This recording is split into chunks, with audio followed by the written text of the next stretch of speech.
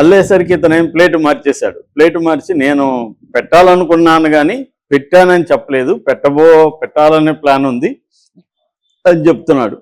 అయితే మరి మీరు ఈ రేట్లు అవన్నీ పెట్టారు కదా, మీరు ఇచ్చారు కదా, లిస్ట్ కూడా ఉందని ఒక విలేకరి చూపించి అడిగితే అది ఎవరో మా సిస్టమ్స్ని హ్యాక్ చేసి దాంట్లో పెట్టేశారు ఇవన్నీ. మేము ఆ మధ్య 6 నెలలకు ముందు వేరే హాస్పిటల్ నుంచి మా వాళ్ళని వేరే స్టాఫ్ని తీసుకున్నాం, వాళ్ళు ఇదంతా చేసినారని వాళ్ళ మీద నేను రాయదుర్గం పోలీస్ స్టేషన్లో కంప్లైంట్ కూడా ఇచ్చాను అని చూపిస్తున్నాడు. అతను ఇంకోటి ఏం చెప్తున్నాడంటే మా క్లినిక్లో ఇప్పటి వరకు 1,00,000 కుక్కలకి చికిత్స చేశాము, సర్జరీలు చేశామని చెప్తున్నాడు. మాది రెఫరల్ హాస్పిటల్ అని చెప్తున్నాడు. రెఫరల్ హాస్పిటల్ అంటే చిన్న చిన్న హాస్పిటల్స్ రెఫర్ చేస్తారు, పలానా హాస్పిటల్కి పోండి అని. ఆ స్థాయిలో నేను నడుపుతున్నాను చాలా అని నిన్న ఆయన బషీర్బాగ్లో ప్రెస్ మీట్ పెట్టి తనను తాను సపోర్ట్ చేసుకుంటూ మాట్లాడుతున్నాడు. కానీ ఇప్పుడు ఏంటంటే ఇది ఈ ఈ స్ట్రీట్ డాగ్స్ మీద పనిచేసే వాళ్ళు, మేనకా గాంధీ అంటే యానిమల్ లవర్స్ కావచ్చు, యానిమల్ ప్రొటెక్షన్, వాళ్ళు దీంట్లో రంగంలో దిగారు. మేనకా గాంధీ ఇక్కడ తెలంగాణ వెల్ఫేర్ బోర్డుకి, యానిమల్ వెల్ఫేర్ బోర్డుకి కంప్లైంట్ చేసింది. అట్లాగే ఆమె ఎవరు రేణుకా దేశాయ్ అయితే శాపనార్థాలు పెట్టింది, మీ పిల్లలు మనవాళ్ళు అందరూ తరాలు నాశనం అయిపోతారనేది ఆమె పెట్టింది ఆమె.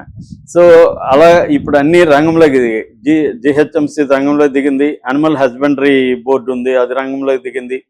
అలాగే స్టేట్ వెటర్నరీ కౌన్సిల్ ఉంటుంది, ఆ కౌన్సిల్లో లైసెన్స్ ఉందా లేదా ఈయనకని, అంటే ఇతను ఒక్కడేనా ఇలాగ చాలా మంది చేస్తున్నారా అన్న యాంగిల్లో ఇప్పుడు అందరికీ అనుమానాలు వస్తున్నాయి. రెండోది ఏమంటే ఇక్కడ ఇంకొక స్కాము, ఈ పెట్ డాగ్స్ కి ఏదో ప్రాబ్లం తీసుకెళ్తారు కదా, వాటికి బ్లడ్ ఎక్కించాలనేది వీళ్ళు చెప్పి 4 రోజులు ఇక్కడ వదిలేసి వెళ్ళండి అంటారు. వదిలేసి వెళ్తే బ్లడ్ ఎక్కిస్తారా వాటిలో తీస్తారా కూడా తెలియదు. అటువంటి స్కాములు కూడా జరుగుతున్నాయని చెప్తున్నారు. చాలా మంది వదిలేసి రావాల్సి వస్తుంది, అక్కడ రోజు పోయి అక్కడ అడ్మిట్, అంటే మనం మనుషులు ఎలాగైతే అడ్మిట్ అవుతాం అలాగే అడ్మిట్ అవ్వాలి. అడ్మిట్ చేసేసి వచ్చేసినాక దాంట్లో నుంచి బ్లడ్ తీసుకున్నారా లేదా కూడా మనకు తెలియదు అనమాట. అది కూడా జరుగుతుందని, లేదా దానికి బ్లడ్ ఎక్కిచ్చారా లేదా కూడా తెలీదు. వీడేమో 350 mlకి 30,000 తీసుకుంటున్నారు. అలాగే ఇది చాలా ఫ్రాడ్ వ్యవహారం జరుగుతుంది. పెట్ డాగ్ ఓనర్స్ అసోసియేషన్ కూడా ఏదో ఏర్పడింది ఈ మధ్య, వాళ్ళు కూడా దీని మీద పోస్టులు పెడుతున్నారు. వాట్సాప్ గ్రూప్లు ఉన్నాయి, పెట్ డాగ్ ఓనర్స్ వాట్సాప్ గ్రూప్లు, వాళ్ళు కూడా అవేర్నెస్ క్రియేట్ చేయడానికి ఇవన్నీ పెడుతున్నారు. ఏదేమైనా దీంట్లో ఇప్పుడు ముఖ్యంగా ఈయన మీద చర్య తీసుకోవాలని చెప్తున్నారు. ఆయనేమో ఇదెవరు కావాలని నన్ను ఇరికించడానికి, నేను బ్రహ్మాండంగా గ్రోత్ అవుతున్నాను, నన్ను ఇరికించడానికి కొంతమంది కుట్రబన్ని ఇలా చేస్తున్నారు అనేది ఆయన చెప్తున్నాడు. ఏదేమైనా ఇంత పెద్ద స్కామ్ ఇది ఖచ్చితంగా. రెండో స్ట్రీట్ డాగ్స్ కి పదే పీల్చేసిన వల్ల ఇంకా వదిలేస్తారు, వాటికి ఫుడ్ పెట్టి ఏం పెట్టి సిక్ అవుతుంది వదిలేస్తారు.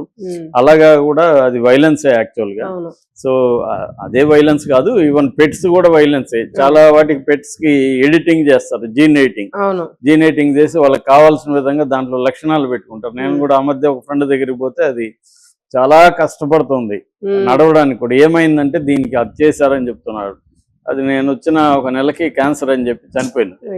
సో అలాగా అది కూడా వైలెన్సే.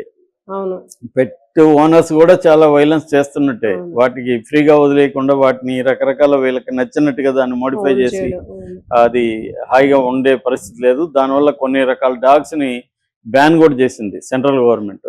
సో ఏదేమైనా పెట్ డాగ్స్ అనే ఇండస్ట్రీ చాలా పెద్దగా పెరుగుతుంది. ఈ క్రమంలో ఇట్లాంటి స్కాములు ఇంకా భవిష్యత్తులో పెరిగే అవకాశాలే ఉన్నాయి. ఇప్పుడైతే మనకి వీధి కుక్కల రక్తం చుట్టూ ఎన్ని కోట్లు ఉందనేది మనకి అర్థమవుతుంది.